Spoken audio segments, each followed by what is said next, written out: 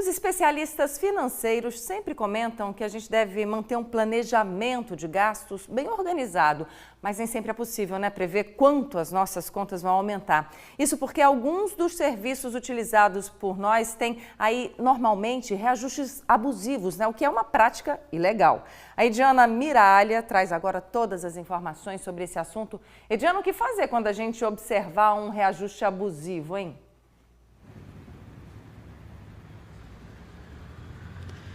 Olha, Michele, na verdade, numa situação como essa, varia muito de caso a caso, viu? Assim, tem que se prestar muito atenção, porque às vezes tem regras de contrato. Então, a pessoa, até antes de assinar um contrato como esse, tem que estar bem atento àquelas letrinhas pequenas, viu? Que vem lá, porque realmente varia de caso a caso. Agora, um bom caminho, até para descobrir se de repente você está sendo vítima desses juros, desses reajustes abusivos, é recorrer à Defensoria Pública do Estado. E eu estou aqui, olha, com o Wilde Freire, que é coordenador do Núcleo de Direito do Consumidor da Defensoria Pública aqui do Estado, que vai ajudar a gente aí, inclusive, a esclarecer esse assunto e também dar dicas, A gente até tem conhecimento que há pouco tempo aqui a Defensoria Pública do Estado ganhou através de liminar, que é uma, digamos assim, uma decisão provisória, digamos assim, que garantia um direito para uma pessoa, Uma pessoa aí que estava se sentindo prejudicada, tem plano de saúde, de uma hora para outra o plano reajustou esse valor, foi para um valor muito alto, pagava 600 e pouco, saltou para mais de R$1.000,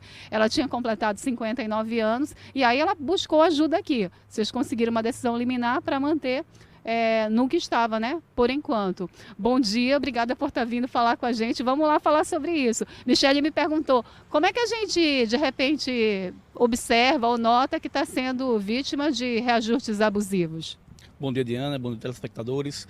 Bem, especificamente em relação a essa consumidora, a nossa assistida, nós ingressamos, de fato, ela chegou à defensoria com essa demanda. Ela tinha um plano de saúde que ela já pagava R$638, salvo engano, e esse valor foi para R$1.088. Ela teve um aumento de 70,36% em relação a esse plano de saúde. Então nós fomos analisar o plano dela, Vimos aonde se encaixava o plano dela. De acordo com o Superior Tribunal de Justiça, esse plano ele pode sofrer reajustes, como todo mundo sabe, ele sofre reajustes, principalmente em relação a faixas etárias.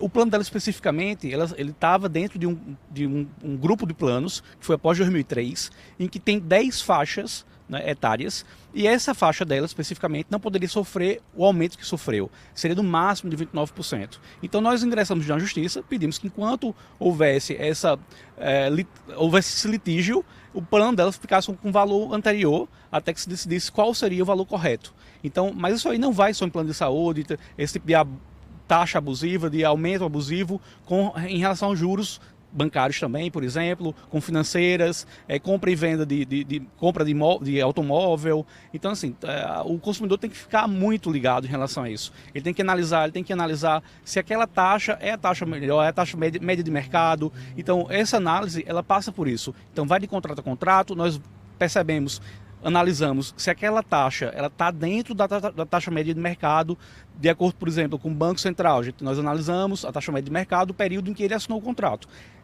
E se não estiver dentro da taxa média de mercado, nós ingressamos com ação judicial. Qual é o caminho rapidinho, defensor? Que tipo de documentos a pessoa deve reunir para buscar ajuda na defensoria? Principalmente, além dos documentos pessoais, mas principalmente o contrato. Nós temos que analisar o contrato e os contratos que são aderentes, aqueles contratos que eles vão assinando, porque muitas vezes é um contrato de financiamento, um contrato de empréstimo, que daquele contrato originário decorrem outros contratos posteriormente. Então nós sempre pedimos todos os contratos. Mas se a pessoa, por acaso, o consumidor, ele não tiver, nós vamos requerer esse contrato juntamente com ele, à financeira.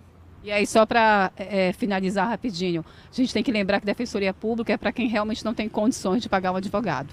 Exatamente. Nós fazemos essa análise desse perfil socioeconômico, não somos, obviamente, relativizamos de acordo com a possibilidade do consumidor, do assistido pela Defensoria Pública. Perfeito. Qual o horário de atendimento aqui? Nós iniciamos às 8 horas e vamos até às 14 horas. Tá, então, muito obrigada. Eu falei com o Wilde Freire, coordenador do Núcleo de Direito do Consumidor, tá? Eu volto contigo no estúdio, Michele. Valeu, Ediana. Obrigada por todas as informações.